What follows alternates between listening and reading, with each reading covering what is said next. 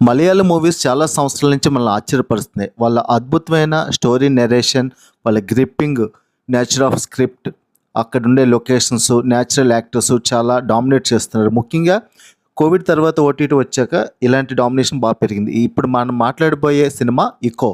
దింజిత్ అయ్యతన్ direction వహించిన ఈ movie కిష్కింధగాండ director నుంచే వచ్చింది. ఇది అద్భుతమైన మూవీ. ముఖ్యంగా అక్కడ లొకేషన్స్, సినిమాటోగ్రఫీ బై బాహుల్ రమేష్తో చాలా అద్భుతంగా ఉంటుంది. ఈ సినిమా ప్లాట్ కొంతమందికి కన్ఫ్యూజింగ్ ఉంటుంది. యాక్చువల్గా డాగ్స్ వాటి యొక్క విశ్వాసం వాటికి సంబంధించినట్టుగా ఉంటుంది. మోహన్ పోతన్ అనే ఒక ఫ్రెండ్ కురియచన్ అనే ఒక వ్యక్తిని ఎదుర్కొంటా కేరళ కర్ణాటక బార్డర్లో ఉన్న ఫారెస్ట్కి వస్తాడు. వీళ్ళందరూ కూడా ఒక స్పెసిఫిక్ అలవాటు కలిగి ఉంటారు. అది కుక్కల తాలూకు బ్రీడింగ్, కుక్కలను పెంచడం, వీటి మీద బాగా మంచి పట్టు కలిగి ఉంటారు.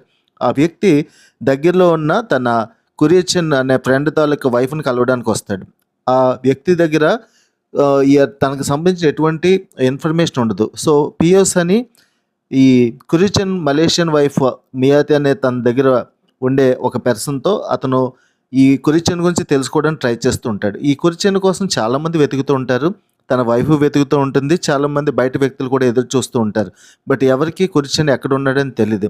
చివరిలో కురియచన్ గురించి మనకి అన్ని వివరాలు తెలిసేటప్పటికి అద్భుతమైన ప్లాట్ రివీల్ అవుతుంది. మలేషియాలో ఉన్న తన భర్త నుంచి విడదీసి తన భర్తని ఎక్కడో ఉంచేసి లేదా చంపేసి కురియచన్ తన ఇక్కడ తీసుకొచ్చి తన సొంత ఎస్టేట్లో తనకి నమ్మకంగా ఉన్న కుక్కల మధ్య తను ఒక బందీగా ఉంచుతాడు.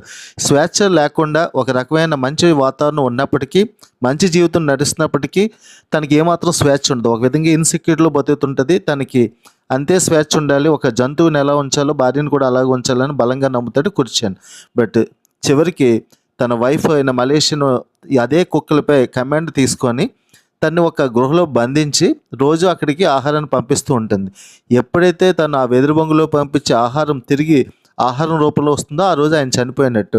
ఇక్కడ ఉండే ట్విస్ట్ ఏంటంటే యాక్చువల్గా కురియచన్ తనకి కాపలాగా కుక్కలను పెట్టలేదు. తినే కుక్కల్ని కురియచన్కి కాపలాగా పెట్టింది. ఈ విషయం అప్పటి వరకు పిఎస్ కూడా అర్థం అవ్వక తను ఏ క్షణంలో తను చంపగలనని నమ్ముతాడు. తను కురియచన్కి విశ్వాసంగా ఉన్నాడని కూడా నమ్ముతాడు. బట్ కుక్కలు తనకి కురియచన్కి కాకుండా మియాతికి ఎప్పుడైతే నమ్మకంగా అయిపోయాయని తెలుసుకుంటాడు. సో మియాతి దగ్గరికి ఎవరైనా రావాలంటేనే తన పర్మిషన్ కావాలి. కురియచన్ మాత్రం ఇప్పుడు తన ఆధీనంలో ఉన్నాడని తెలుసుకుంటాడు.